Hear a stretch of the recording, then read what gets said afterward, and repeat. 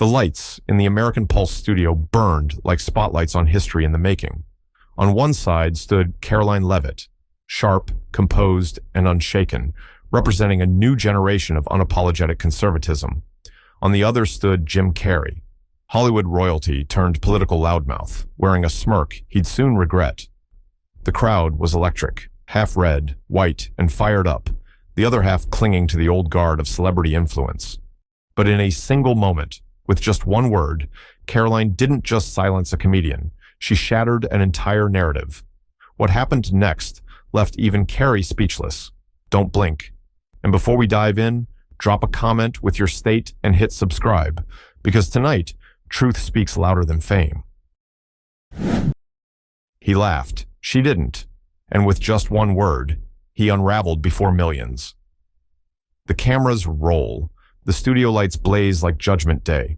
It's a live episode of American Pulse, a talk show known for heated debates and viral moments. Tonight, the stakes are higher. This isn't just showbiz versus politics, it's a cultural reckoning in real time. At one end of the stage, Jim Carrey, comedy legend, known now less for his laughs and more for his provocative paintings and political satire. His face carries the same rubbery expressions that once lit up box offices.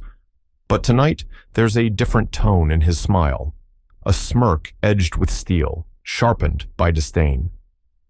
At the other end, Karoline Leavitt, 27 years old, the youngest White House press secretary in U.S. history.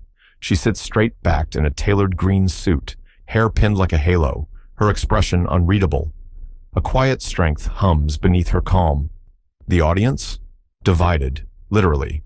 On the left, sleek Hollywood types, draped in glamour and cynicism. On the right, middle-aged patriots, many wearing red hats, veterans with worn jackets, elderly couples with hands clasped tight. Their faces are lined not with age, but with hard-won wisdom. Their silence isn't apathy, it's anticipation. The host, sensing the electricity, barely finishes his welcome before Carrey leaps in. "Let's not waste time," he says, waving his iPad in the air like it's a sword. "I brought art." The big screen behind him lights up. A digital painting appears. Trump wearing a jester's crown, holding a phone. Around him, cartoonish mega figures stumble through a maze. In one corner, a tiny caricature of Karoline with a puppet string attached to her mouth, tweeting nonsense. The audience reacts instantly. Hollywood laughs. Mega roars in outrage. Carrey grins wide. "See? This is America. A clown kingdom. A circus. And you," he turns to Karoline, "are the ringmaster's echo." Karoline does not flinch. She leans forward slowly, hands folded, her voice as smooth as a hymn. "You call us a circus, but the truth isn't as colorful as your brushstrokes." Gasps, a pause, then mega applause. Carrey's smile tightens. The host interjects, "Mr. Carrey, this is a discussion, not a monologue." But Carrey's already pacing. "What discussion?" he asks, almost amused. "She's here to defend a man who turned the White House into a game show. She's got slogans. I've got paint." He lifts the iPad again. Another image, Karoline standing at a podium, but this time her face is hidden behind a mask of porcelain and plastic, an artificial smile drawn on it like a doll. The crowd murmurs. Even Hollywood seems unsure. Carrey lowers the iPad slowly, turning to the audience. She says truth, I say mask. She says patriotism, I say play acting. Who wants another season of White House Idol? Hollywood laughs again, but the sound is shakier now. From the MAGA side, an elderly man stands up. He's wearing a Navy veteran hat. His voice is strong despite his age. "She stood in hospitals with newborns defending this country. You ever done that, Jim?" The audience freezes. Carrey blinks. Karoline turns, meets the man's eyes, and nods. 4 days postpartum, she says, and I was back on the trail. The man salutes her. Others follow. Now the tide is shifting. Slowly. Carrey swallows hard, but presses on. "I'm not here to win cheers. I'm here to tell the truth." Karoline tilts her head. "Then speak plainly." The room waits. Carrey hesitates, then raises his voice. "The truth is, your side believes in nostalgia, not progress.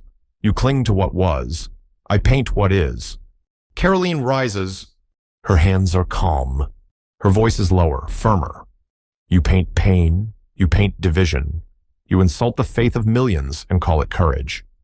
She turns to the audience. Do you see the irony? A millionaire mocking the very people who keep this country running.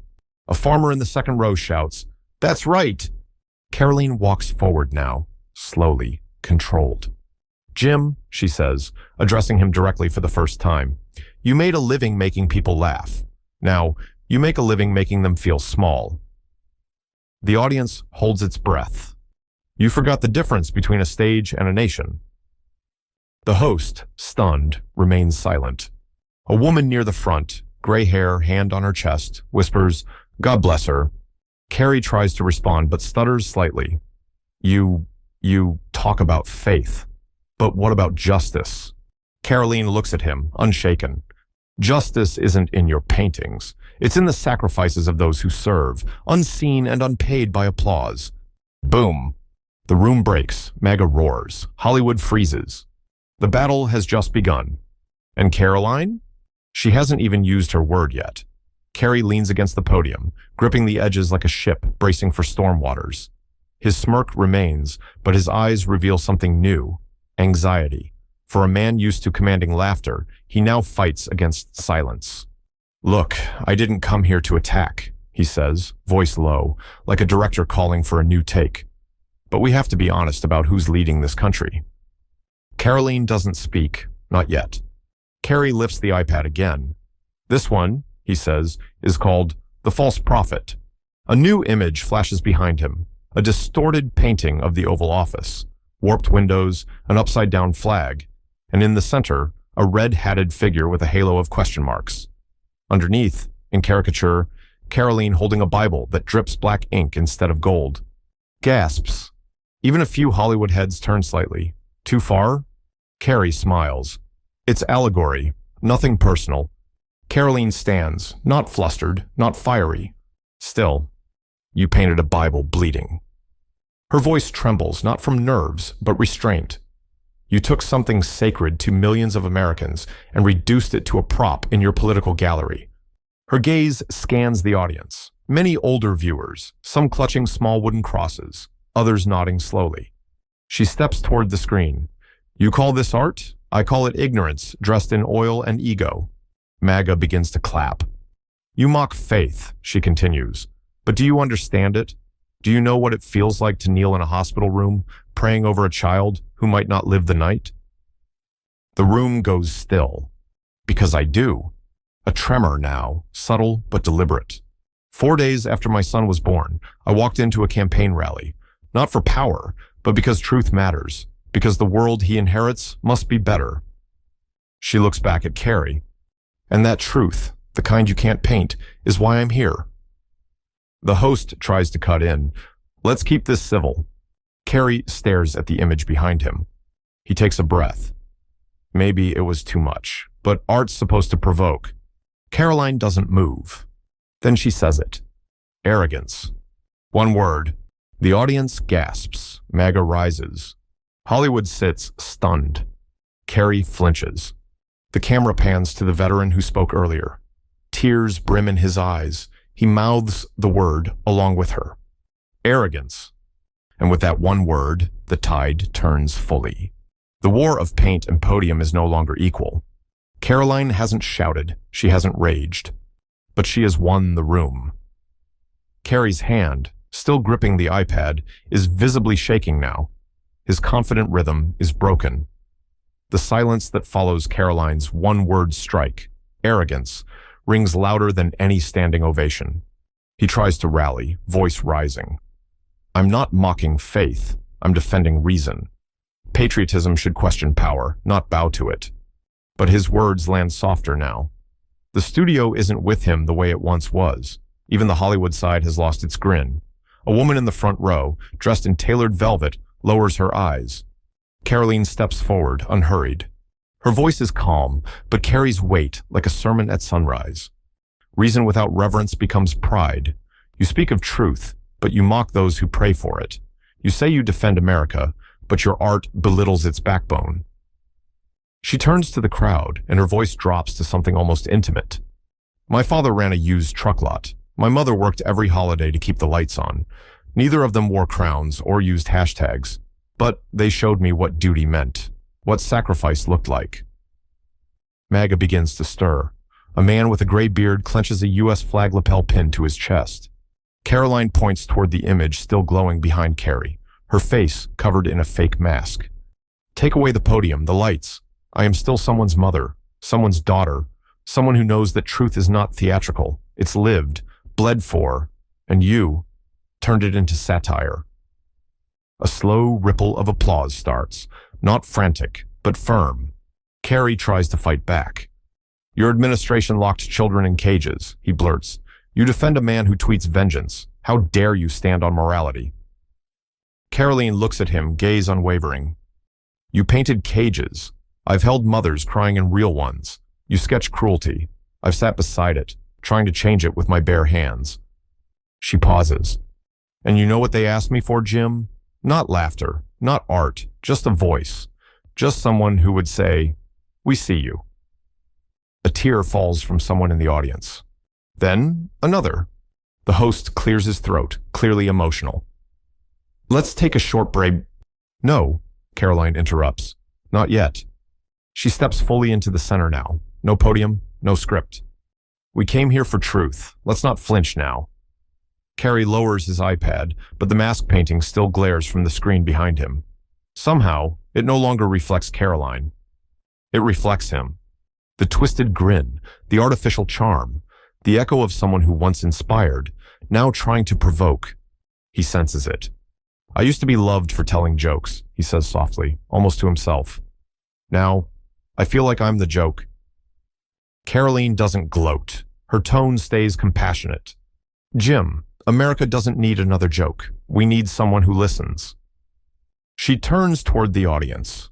Everyone here knows someone who's been mocked for believing in something, for praying at the dinner table, for standing when the anthem plays, for telling their kids that truth matters more than applause.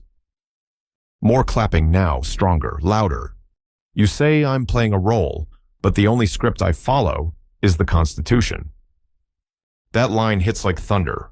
Even the Hollywood side goes still. Carrey, visibly shaken, tries one last attempt. You think faith is a shield from criticism, but truth, real truth, it cuts. And sometimes it cuts the ones we love. Karoline steps forward. Yes, she says, but it also heals, and you forgot that. She glances at the screen again.